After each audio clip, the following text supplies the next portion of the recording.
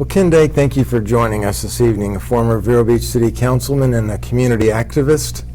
I thought we could talk this evening about your plans to speak before the City Council next Tuesday evening to address issues. Is it an evening meeting or a morning meeting? It's a morning meeting, Mark, and it's at 9:30, December 3rd. Okay, so next Tuesday morning. Yes. And you're going to address the council with your concerns about setting some additional lands aside, protecting them in the charter?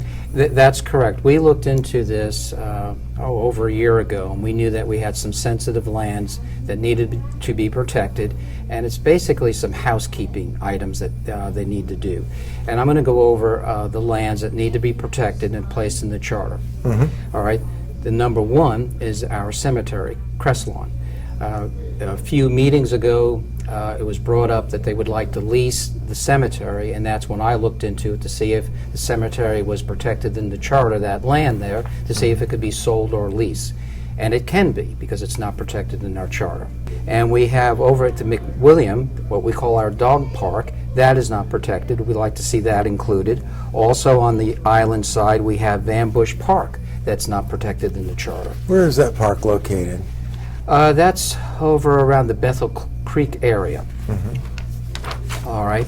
And we go to our mainland. We have Block Manor Park, Charles Park, a piece of Charles Park, Edgewood, Jacoby Park, Lake Rose, Michael Field, piece of Pie Park, Pine Terrace Park, Poinciana Park, Royal Palm Point Park, Royal Park. Now, a piece of Pie Park and Jacoby Park, a few years ago, I worked on getting a block grant to improve both those parks. They're called pocket parks. They're small little parks that the neighborhood uses. And the parks were in disarray. A piece of Pie Park had a huge barbed wire fence, on part of the property, and we got the barbed wire taken down. The playground equipment was in bad repair. It wasn't really being kept up, wasn't being mowed, no sidewalks, no lighting. Same thing for Jacoby Park. Jacoby Park was also not very well kept. So I brought that to the attention of the council, and they agreed with me that we could do a block grant to do improvements. And with the block grant, we got the sidewalks, the lighting, and the playground equipment. Now, these other areas that I talked about, especially Crestlawn, I'm going to bring it to the council's attention Tuesday because it is on the agenda where they're going to be talking about the dog park. Mayor Winger put it on there. So I'm going to ask them to consider these other sensitive lands also. And I have, what I'm reading from is a list that I picked up from City Hall that we had our staff work on, that I'll give this list to the council Tuesday. And I'm hoping there's more to be done, and we call it the legal work, that they have to do, and hopefully the council can direct the city attorney to go forward. So to put the protection of some city lands within the charter, to put that in some historical perspective, in 2005 the charter revisions put lands in protection. Basically what that means is that before those lands are sold or leased, the sale and or the lease has to be approved by the voters. That's correct. And certain lands were included, and you want to add some others that are not included. Right. And as we talk about selling and leasing, one of the things that was not clear back when they did a referendum in 2011 on the power plant land, there was no lease on file. Now, it was put out in the papers. The folks that are interested in buying the system, they put it out. Some of the council members put it out that there was a lease on file. But there was never a lease on file. In fact, right up until voting day, I kept calling the city clerk, and voting day came along, and I called that morning just to check to see if there was a lease on file, and there was not. What was on file was some outlined terms for a lease, like FPL had agreed how much they would pay, although that number has changed in the negotiations.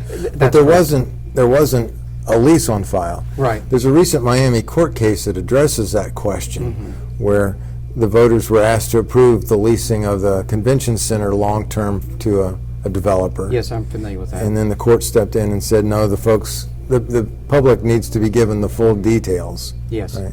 So the 2011 referendum, if it hadn't been followed by the 2012 referendum, where a lengthy lease was on file, though not vetted, Yes. that 2011 referendum would have needed to be redone anyway, right? That's correct, and the folks at City Hall, they knew that, so they came up with the second referendum, and then there was a lease on file. But what they did not do is they didn't have any type of public hearings talking about the lease, what was included in the lease. In fact, the lease that's on file right now is very lengthy, very complicated. You know, when you talk to people, when you say the word lease, most of the time people think it's, oh, maybe 5 or 6 pages, very easy. It's like leasing my home to someone. Well, it's not that way. It's a very complicated lease. It's all, this particular type of lease favors the folks renting the land. It's all in their favor, and that's how the lease was put together. A lot of things are on file over there inside this lease. What I'm also going to have written up for the council's consideration Tuesday is to put some checks and balances in there where they will have it in writing. If we are going to sell the property or lease the property, this will be played out in the public eye. So the general public knows what's going on. They'll have time to take a look at the lease, but also they'll have time to come in and address their council members and say, you know, we're not too happy with this lease that you folks are working on right now, the way you're going forward. So they can have their input, because let's remember, this land belongs to the people, and they should have a say-so, and that includes leasing or selling. So you're going to propose that charter changes specify if the land is sold or leased, that we wouldn't have the debate that took place back in 2011 about how that should be done. I think the charter language is that such lease must be approved. Right. Right. And with that also, I want to stress this to folks out there. The lease that's on file now, in the event that FPL takes over our electric system and they lease the land from the city, and when they're finished with the site and do what they said they're going to do with dismantling the plant and all, which is another story, it reverts back to the council, not back to the city residents. The council of the time, if they decide to lease it out to a commercial developer, they can do that, because the referendum that the folks voted on in 2012, they gave their rights over to the council. It's not going to come back for the public to take a look at. So the council can say, okay, we're okay with this lease.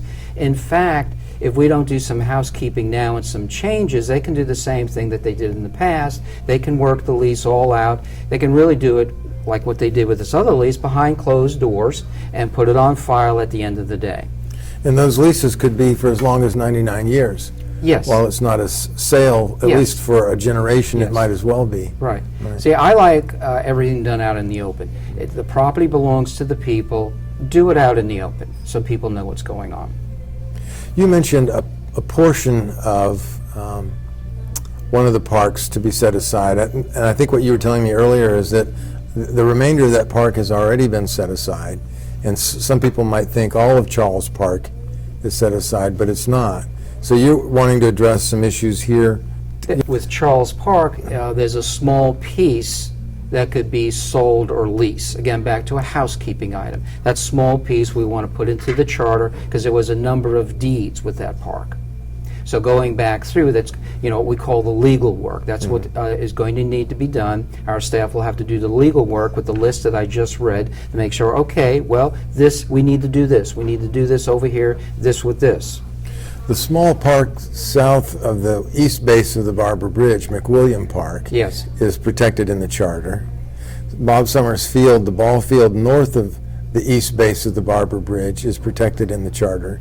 But as it turns out, the area around the ball field fronting the lagoon is not in the charter. That's correct, and that's what we refer to as the dog park. Right. And that's what they're going to be talking about Tuesday morning, is about the dog park only. And before they have their discussion on that, I'm going to give them the paperwork with the list of these parks that we just talked about, and also ask them to please consider this also.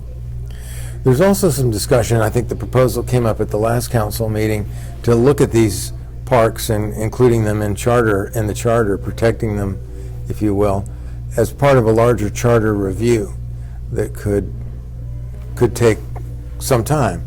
Yes, that's correct. You're wanting to move more quickly? Yes, it's not necessary to open the charter to review these properties. This is a cut and dry issue. Tuesday, the council can decide whether they want to move forward, do the legal work, if they just want to do the legal work on the one park, or do the legal work on all these parks that I'm going to ask them to consider. It's either a yes or no. Certainly when there was discussion of leasing the land west of Bob Summers Field to a rowing club, I think there were 1,000 signatures on a petition, people objecting to that. And I believe it came as a surprise to a lot of people that that land was not protected in the charter, Indeed it did. given that Bob Summers Field is protected in the charter. Right. Right. And when you go through and you look at the paperwork, unfortunately, it's not protected. That's what got me started looking at these other parks on the mainland to see what was protected and not protected. What would you say to someone who would suggest that setting this much land aside so that it can't be sold without voter approval kind of ties the council's hands in not being able to dispose of some of this property if they think that would be in the best interest of the city? Let the people have a say in it. Lay it out on the table and, have them protected. That's what I'm looking for. Number one, protect them. If you have a council that feels the need to sell these properties, well, put it out on the table and give the reasons why you want to sell it. And let the people vote on it. The land belongs to the people. I saw a proposal to set the power plant property aside because the sales agreement has been signed. Yes. I think that's kind of that initiative is a moot point Yes. now. Yes. But that proposal included requiring a 4/5 majority of the council before the question would even be put to the voters. What is your position on that? I'd like that to happen. I think that's a good safety net. So the concern really is, as I'm hearing it, is that city lands would be sold or leased long-term. You don't want to see that happen. It has to be okay with the people. All right. What belongs to the people belongs to the people. If the people as a whole, they vote to sell or lease, well, so be it.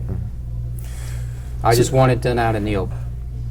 In addition to the property adjacent to the ball field, which was considered for lease to a rowing club and led to some controversy, Yes, Crest Lawn Cemetery was also considered for lease or sale. that's correct. And I think people were also surprised to find out that that's not protected. That's correct. In fact, I was very surprised because I was at the council meeting when one of the council members brought that up. And I said to myself, oh, we're okay. It's protected. But the council person said, no, we can lease this or sell it. So right after the meeting, I contacted the city attorney and I said, is it protected? And he said, no. And I was very concerned. I started making phone calls, letting my friends know and longtime family folks that we've known here forever, saying, hey, where you have your folks resting in peace, we got some problems here. The land's not protected. And with leasing it to a private entity to maintain it, a lot of people have concerns with that because when you actually go check other cities where you have a private entity leasing it and so-called maintaining it, they get a little sloppy over the years, or they walk away, then the cemetery gets into a disarray. Do you think it was an oversight in 2005 that the properties you're proposing be included in the charter for protection were not included at that time?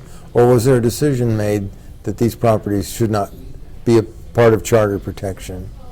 At the time, I don't think a lot of folks were aware that some of the properties were not protected. I was aware of it because it's something I worked on a few years ago. I said, I need to look at this and find out what is protected and what's not protected. And come to find out, there is a good amount on the mainland that is not protected. And that's the properties I want to protect. Jacoby Park, Piece of Pie Park, they stick out there because a lot of us worked very hard to bring those parks back up to snuff, and we don't want them sold. They're little neighborhood parks. They're utilized every single day of the week. They use 7 days a week. In fact, it took a lot to get that block grant. A lot of begging, to ask for help from the council to please consider, doing the improvements in these parks. We did photographs, we brought people out, we showed them where they were not, very well maintained, and we showed that people do use them. We have a lot of little kids use these pocket parks. The county has recently leased some of their parkland, and so it's not out of the question that parkland would be leased for someone to use it as a park for Right. commercial purposes That's or for correct. recreation purposes. That's correct. And then it's no longer available free to the public. No, and remember, we do, on the mainland, we do pay taxes too, and we pay our fair share, and the little parks, we would like to hold on to them. And we're hoping that they don't lease them out, where they would charge us a usury fee to use them. Now, the little pocket parks in some of the neighborhoods over on the mainland, a lot of those folks are, working folks, and they can't afford a usury fee, to pay to go use the parks. So that would be kind of hard for them.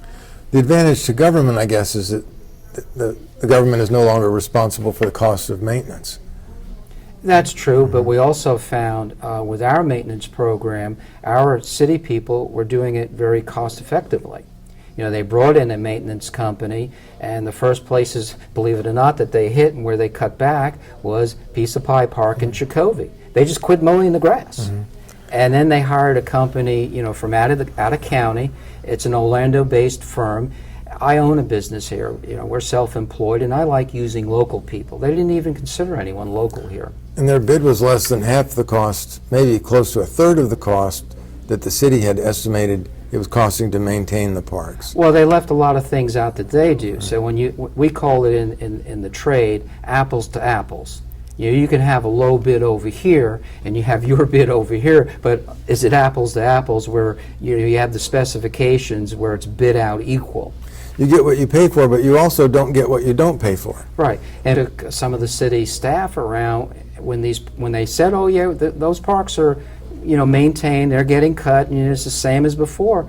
And I said, "Excuse me, it's not." So I said, "How about if we do this? Let me pick you up." And one of the people that we picked up was the city manager. So let me bring you out and show you the parks, and then you take a look and you tell me, do you accept this type of maintenance? Would you let your grandchildren play in 3-foot-high grass? There were rocks in the field, there were big pieces of wood in the field, there was trash. I said, is that okay? And obviously it wasn't, so we were able to make our case, and we got the folks to do what they were supposed to do. So looking at the serious discussion that took place about leasing the land along the riverfront, adjacent to Bob Summers Field, Yes. and the serious conversation that was taking place within the city staff and perhaps among council members about selling Crest Lawn. Yes. And if you take a look at the county commission's recent move to lease some of their parklands, what's the most compelling reason there for people to get concerned about protecting the city's parks? Concern? Well, number one, you use the parks. You want them maintained. You do pay taxes to take care of your parks. You like to have the use of them. And when the stuff is leased out, they've already proved it's not done very well. We're still having problems now with the maintenance company that we're using. So what you propose would not prevent these lands from being sold or leased, but it would require first that 4 out of 5 council members Yes. approve of the move and approve of putting the question to the voters. Right. But first, before you put the question to the voters, they do all the public hearings first, so they can lay it out on the table, and folks will be alerted to what's going on. Let's say, for the sake of argument, okay, they want to sell Chicovee. All right, it's not protected. They can do it right now. Now, going forward, if you protect the park, if they want to decide to sell it or lease it, they have to put it out on the table and do all the public hearings so we know what's going on. I haven't looked into this, but I wonder what's customary in cities like Vero Beach, small maybe the size of the city doesn't matter. Is it customary for cities to set their lands aside and protect them in this way? Most definitely. Sarasota, for an example, their parkland is very dear to them, and their public officials know that. The folks want it protected. They want their parklands that are set aside to be left alone. You don't hear this type of conversation, and I'll just use the Sarasota area because a lot of people in this area are familiar with them. You don't hear these type of conversations that you have an elected body that wants to sell off your land.